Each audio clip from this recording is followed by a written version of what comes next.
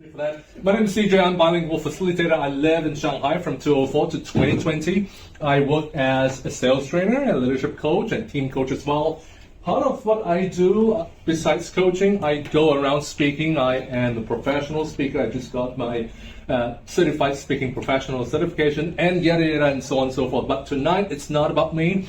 It's about us. If you ever work in a team. Thank you. Yes. So, can you just shout out, what are some characteristics of a high-performance team? Collaborative, yes. Willingness to criticize. Willingness to criticize, great, thank you. Trust. Flexibility. Flexibility. Trust. Absolutely. And the list can go on and on. So if you were to look into some characteristics of a team, it's about not so much a team, but do you have a winning team culture? Whether it's trust, whether it's flexibility, whether it's a willingness to criticize, is there a culture that helps your team to build the right habits so that you move ahead in a positive way? So what are some characteristics of a winning team culture? Slide, please. Thank you. It is the books. So some of the things. Do you have shared team goals? Are your teams moving in one direction, or are you moving in all separate ways? So that's one part. Number two, psychological safety. If you have something to criticize, if you have ideas that are different from everybody else, if you have something to say, do you feel safe, or would you feel ostracized or ridiculed, or is there a general lack of empathy when you say something? So if you feel safe, you'll probably be more participative in that environment. Is that, someone guess it, trust and collaboration, that I can trust you enough to feel vulnerable and show my weaknesses in front of you, and likewise for you as well. And we can collaborate by leveraging on your strengths to cover my weaknesses and leveraging on my strengths to cover yours. Do you have enough accountability and ownership that you really, really want to make this happen for you and your team members? Resilience, do you give up easily? And of course, highly motivating, and etc. and etc. These are just some of the characteristics of a winning team culture. Now the question is, how do we get there? Oops, and I need to. Oh my God, what happened to my stairs? Right, so one of the key things, we talk about common goals, and before we look into the goals, so I'm sure all of us are familiar with the SMART goals, yes?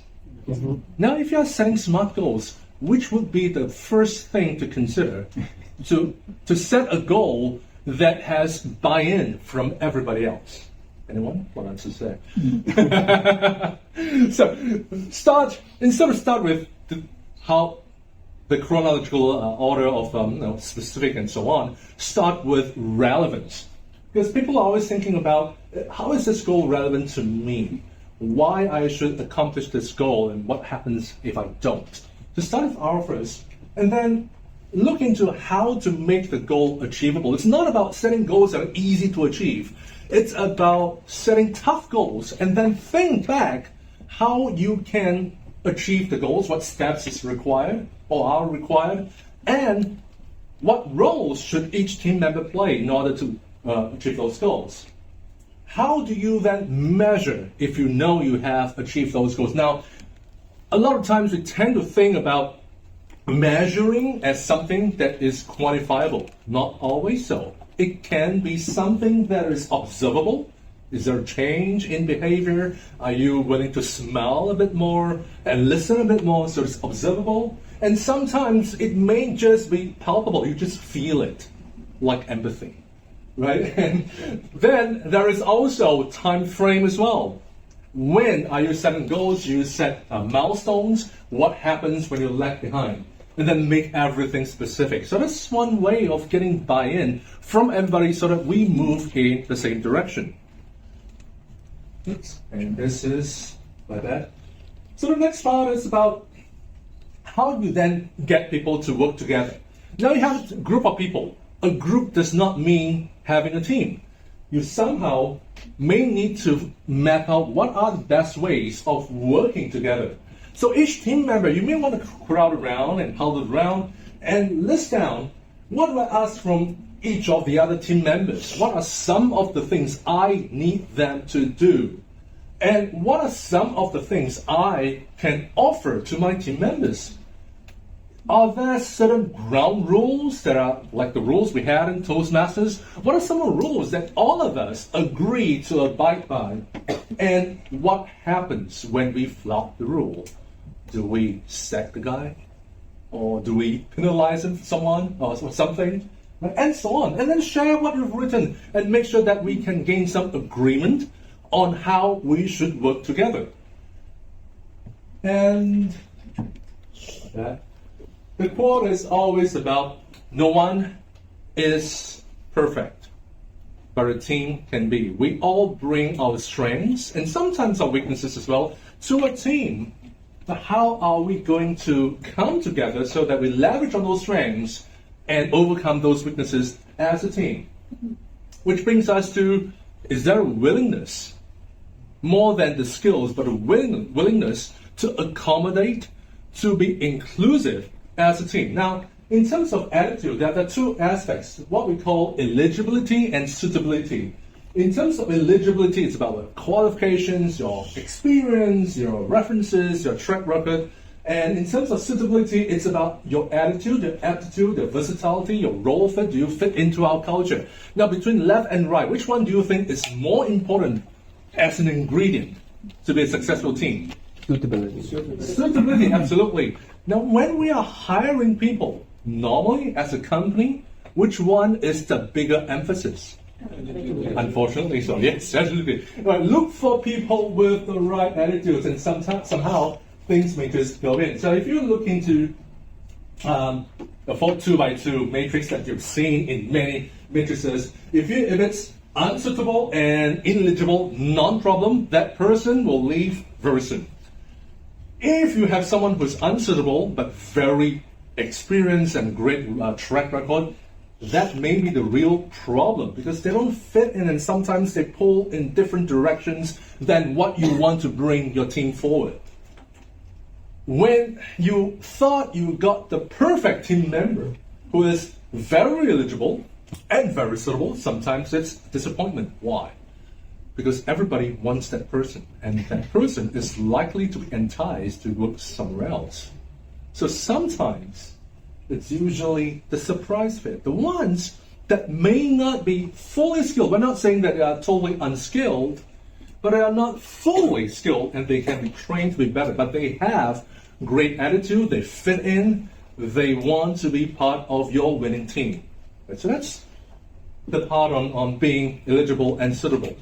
Now, in team communication, we always say we have informed someone. I told someone something already. Unfortunately, telling is not communicating. If we're in Toastmasters, we should know that. So if we would have a different hierarchy or hierarchical ways of how we communicate, the most basic of all bits and pieces is what we call data, right? Now, what do you call data that is organized?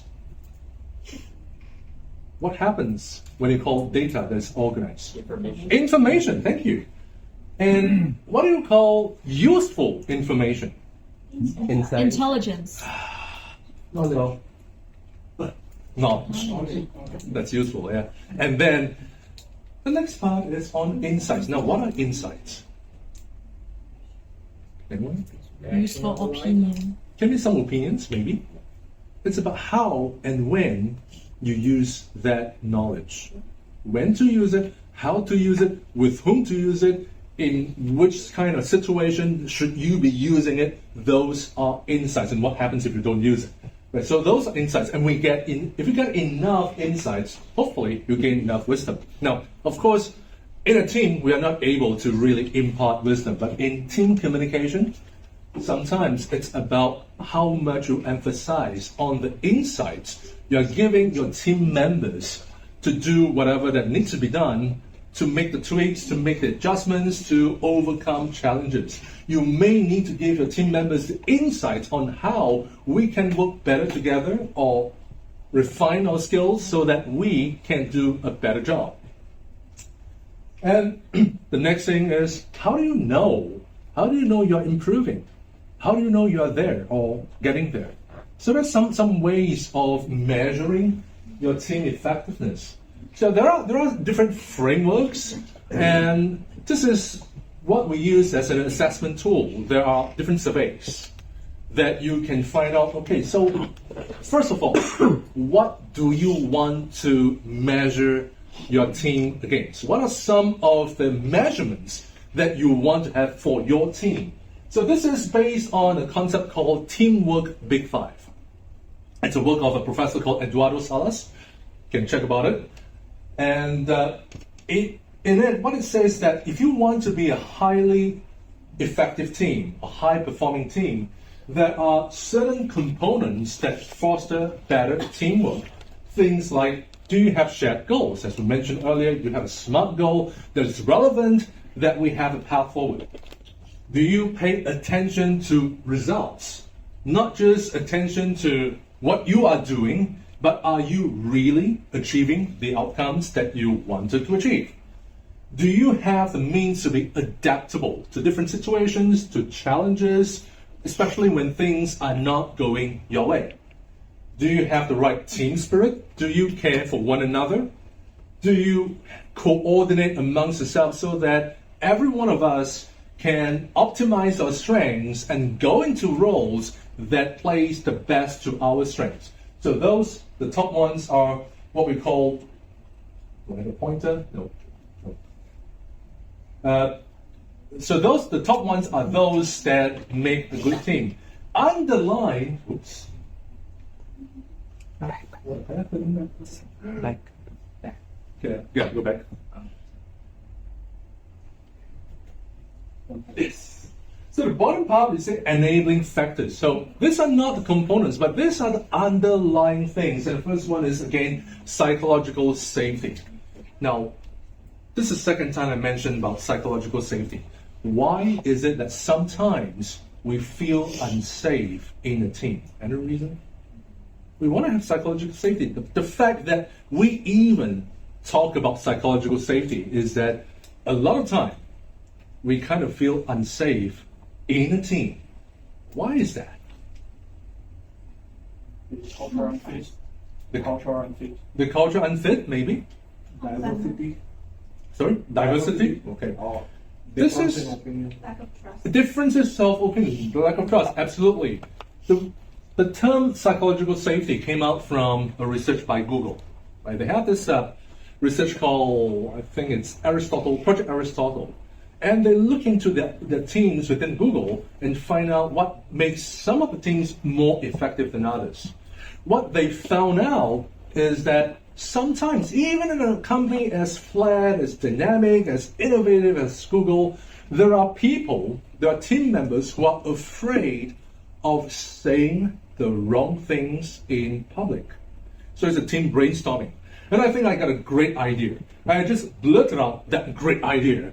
And everybody looked at me as if I'm from Mars or I'm a lunatic or both, right? And not only that, I get ridiculed, I feel embarrassed, I get ostracized because I thought it was a good idea. Now, it's not important whether that idea is good or not. That some of the ideas could be great, some are really lunatic, horrible. But the thing is, if you are able to make people feel safe to share the ideas, no matter how outlandish it could be, that's how we build psychological safety. If you're able to allow people make mistakes, not the big ones, but mistakes that you learn along the way, that is how you build psychological safety. And that's one way moving forward as a team to be innovative. And what do you think is the basis of psychological safety? Two things. Trust. Trust Trust. and Or Help each other. Empathy. That's how you build that psychologically. You say trust someone, and you know that when someone says something quite left of field, quite weird, you empathize such that you know they have the best intentions in mind to try to give better answers, better ideas.